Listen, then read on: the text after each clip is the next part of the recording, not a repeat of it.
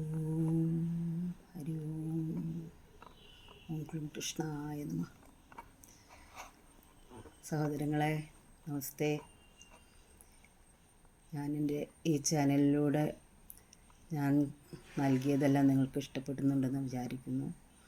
അനുഭവങ്ങളാണ് കൂടുതലും. ഇപ്പോൾ കൃഷ്ണ അനുഗ്രഹമുണ്ടായ അനുഭവങ്ങൾ ഒരുപാടുണ്ട്, പലരുടെ ജീവിതത്തിലുണ്ട്.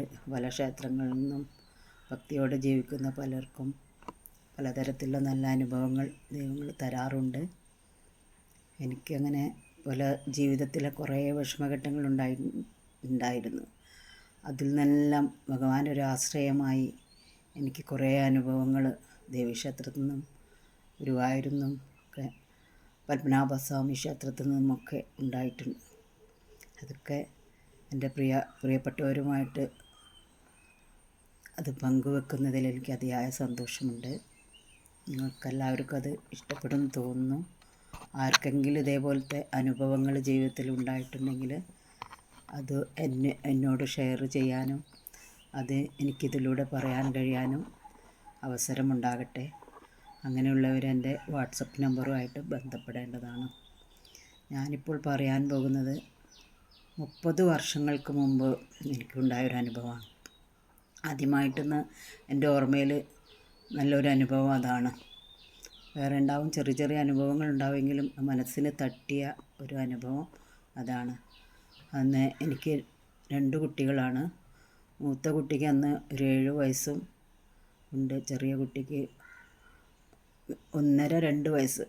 മൂത്തമോനൊരു 8 വയസ്സാകാനായിട്ടുണ്ട്. രണ്ടുപേരും ഒരു 6 വയസ്സിൽ വ്യത്യാസമുണ്ട്. ഇളയ കുട്ടിയെ 2 ആൺകുട്ടികളാണ്. ഇളയ കുട്ടിയെ ഞാൻ എടുക്കുകയാണ് ചെയ്യുന്നത്. 1.5 വയസ്സിൻ്റെ രണ്ടിൻ്റെ ഇടയിലുള്ള പ്രായമാണ്. ഇന്ന് മക്കൾ മുതിർന്ന്, അന്ന് ഹസ്ബൻഡ് അക്കാലത്ത് വിദേശത്ത് ജോലി ചെയ്യുന്ന, ഞാൻ അന്നേരം പോയിട്ടുണ്ടായിരുന്നില്ല, പിന്നീടാണ് പോയത്. ആദ്യകാലത്ത് പോയിട്ടുണ്ടായിരുന്നില്ല, പോകാൻ പറ്റിയിരുന്നില്ല, ഇതാണ് സത്യം. ആ സമയത്ത് ഞങ്ങൾ വന്നു കഴിഞ്ഞാൽ ഗുരുവായൂർ പോകും. ഭഗവാനിൽ ഭയങ്കര വിശ്വാസമാണ് എപ്പോഴും. എല്ലാ ദൈവങ്ങളും വിശ്വാസമാണ്, എന്നാലും ഗുരുവായൂരപ്പനെ പ്രത്യേകിച്ച്. അങ്ങനെ ഞങ്ങൾ ഗുരുവായൂർ കുട്ടികളെയും കൊണ്ട് പോയതാണ്. വളരെ തിരക്കുള്ള ഈ സമയം, എനിക്ക് തോന്നുന്നു സ്കൂൾ പൊട്ടിയ സമയത്ത് ഈ വൈശാഖ മാസത്തിലാകുമ്പോൾ വളരെയധികം തിരക്കായിരുന്നു. 30 വർഷം മുമ്പുള്ളതായതുകൊണ്ട് അതിൻ്റെ ആ സമയത്തുള്ള ക്ഷേത്രത്തിലെ ഇത്ര വികസനങ്ങൾ ഉണ്ടായിരുന്നില്ല.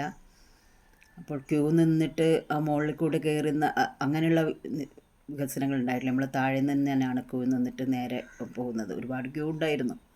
ക്ഷേത്രത്തിൻ്റെ അകത്ത് തന്നെ നല്ല തിക്കും തിരക്കും, അത്രയും ക്യൂ ഉണ്ടായിരുന്നു. അപ്പോൾ കുട്ടികളെയും കൊണ്ട് ഞങ്ങൾ രണ്ടുപേരും, ഞാൻ ഹസ്ബൻഡും ക്യൂവിൽ നിന്ന് ഏകദേശം നാലമ്പലത്തിൻ്റെ ഉള്ളിൽ തന്നെ എത്തിയിട്ടുണ്ട്.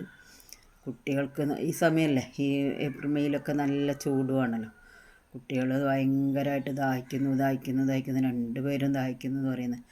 ഇനിയും ഉള്ളിൽ കിടക്കണമെങ്കിലൊക്കെ ശ്രീകോവിലിൻ്റെ ഉള്ളിൽ എത്തണമെങ്കിൽ ഇനിയും കുറേ സമയമുണ്ട്. ചുറ്റും കൊടിമരത്തിൻ്റെ ഏകദേശം ആ ഭാഗത്തൊക്കെ എത്തിയിട്ടുള്ളൂ. അങ്ങനെ എന്ത് ചെയ്യണമെന്നറിയാതെ കുട്ടികളല്ലേ, അവർക്ക് ഒന്നും അറിയില്ലല്ലോ. ചെറിയ മോനും എൻ്റെ ഒക്കത്തിരിക്കുന്ന അവനും പറയുന്നുണ്ട് ദാഹിക്കുന്നു, വെള്ളം എന്ന് പറയുന്നുണ്ട്. മൂത്തവനും പറയുന്നുണ്ട്.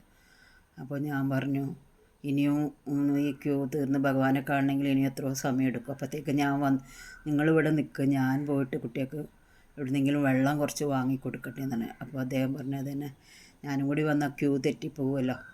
അപ്പോൾ അവിടെയുള്ള ആൾക്കാരോട് പറഞ്ഞിട്ട് ഞാൻ കുട്ടികളെയും കൊണ്ട്, ഒരാളെ കൈ പിടിച്ചിട്ടുണ്ട്, ഒരാളെ എടുത്തിട്ടുണ്ട്, നീങ്ങി. അന്ന് ഗുരുവായൂരൊരു അമ്പലത്തിൽ അങ്ങനെ ടാപ്പോ കുടിവെള്ളത്തിൻ്റെ അതൊക്കെ പുറത്താണ് ഉള്ളതെന്നാണ് എൻ്റെ ഓർമ്മ. അകത്ത് അങ്ങനെ ഇല്ല. ഇനി ഉണ്ടെങ്കിൽ തന്നെ നമുക്ക് അറിയില്ല, അന്നൊന്നും അത്ര അറിയില്ല, എവിടെയാണ് വെള്ളം കിട്ടുകയെന്നൊന്നും അറിയില്ല.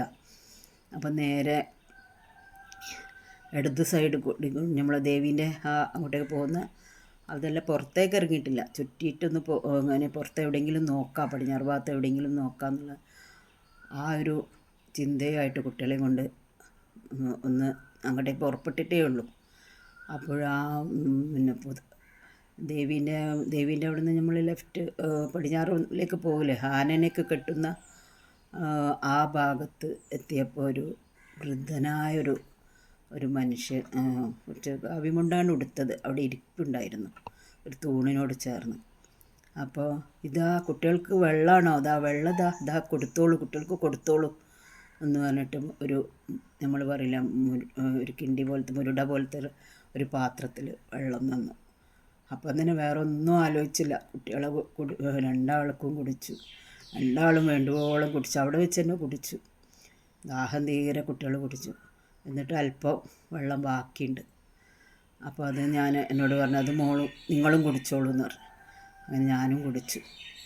ഞാൻ എന്ത് പറയണമെന്ന് അറിയാതെ, ഒന്നും പറയാൻ ഒന്നും അറിയാത്ത മരം ഇത് പെട്ടെന്നൊരു അധികം ഭോഗമൊന്നും ചെയ്യാതെ ഇത് കിട്ടിയതല്ലേ. ഈ അവസ്ഥയിൽ നന്ദിയോടെ ഒരു നെഞ്ചത്ത് കൈവച്ച് നന്ദിയോടെ ഇങ്ങനെ പറഞ്ഞിട്ട് ഞാനപ്പം തന്നെ കുട്ടികളെയും കൊണ്ട് വേഗം ക്യൂവിലെത്തണ്ടേ. അപ്പോഴേക്കും ഹസ്ബൻഡിന് പേടിയായി. ഞാനും കുട്ടികളെയും കൊണ്ട് എവിടേക്കാണ് പോയി ഈ തിക്കും തിരക്കിലും, എങ്ങോട്ട് പുറത്തേക്കെണ്ണാണെങ്കിൽ കാണാണ്ടാവോ അങ്ങനെയുള്ളൊരു ഭയം കാരണം ആൾ ഞങ്ങളെ തിരഞ്ഞ് ക്യൂ തെറ്റിച്ച് വന്നു.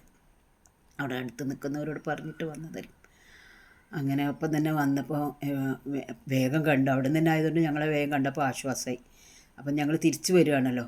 വെള്ളം കിട്ടിയോ എന്ന് ചോദിച്ചാൽ ഞാൻ പറഞ്ഞു, ആ വെള്ളം കിട്ടി, ഇതാ ഇപ്പോൾ കിട്ടിയിട്ടുള്ളൂ, കുട്ടികൾ കുടിച്ചു, ഞാനും കുടിച്ചു. എവിടെ നിന്ന് പറഞ്ഞപ്പോൾ ഞാൻ ചൂണ്ടിക്കാണിച്ചു, ഇതാ ആ തൂണിൻ്റെ അടുത്തേക്ക് ചൂണ്ടിക്കാണിക്കുമ്പോൾ അവിടെ ആരുമില്ല. നിമിഷങ്ങളെ ആയിട്ടുള്ളൂ, അത് വളരെ കുറച്ച് നിമിഷങ്ങളെ ആയിട്ടുള്ളൂ. അപ്പോൾ ചൂണ്ടിക്കാണിച്ചപ്പം മക്കളും ഞങ്ങളൊക്കെ തിരിഞ്ഞു നോക്കിയാൽ അവിടെ ആരും ഉണ്ടായിരുന്നില്ല. അത്ഭുതമായിപ്പോയി. അപ്പോൾ എന്നാലും വേണം, പക്ഷേ നമുക്ക് അന്നേരം അത് നോക്കേണ്ട ഒരു ഇതല്ലല്ലോ. വേഗം തൊഴാനുള്ള ശ്രമത്തിൻ്റെ ഭാഗമായിട്ട് വേഗം ഞങ്ങൾ ക്യൂവിലേക്ക് പോയി ഭഗവാനെ തൊഴാൻ കഴിഞ്ഞു. ഇതാണ് എൻ്റെ ഓർമ്മയിലെ ആദ്യത്തെ 10-30 വർഷം മുമ്പുള്ള ആദ്യത്തെ അനുഭവം. അത് ഭഗവാനല്ലാതെ വേറെ ആര് ആ സമയത്ത് അത്രയും തൊണ്ട പൊട്ടുന്ന ദാഹമായിരുന്നു. എനിക്കത്ര ഉണ്ടായിരുന്ന പിഞ്ചു കുട്ടികളുടെ ഇത് എന്തായിരിക്കും. അപ്പോൾ അങ്ങനെ ഓരോ ശക്തികൾ നമ്മൾ അനുഭവങ്ങളിലൂടെ, ഒരുപാട് അനുഭവങ്ങളിലൂടെ, വരക്കൽ ദേവി ക്ഷേത്രത്തിൽ വെച്ച് ദേവി തന്ന അനുഗ്രഹം, അങ്ങനെയുള്ള അനുഗ്രഹമാണ് എൻ്റെ ഈ ചാനലിന് അനുഗ്രഹം എന്ന് പേരിടാൻ. പിന്നെ കുറച്ച് കലകളും പല കാര്യങ്ങളും അത് ഈ അനുഗ്രഹത്തിലൂടെ കിട്ടിയിട്ടുണ്ട്.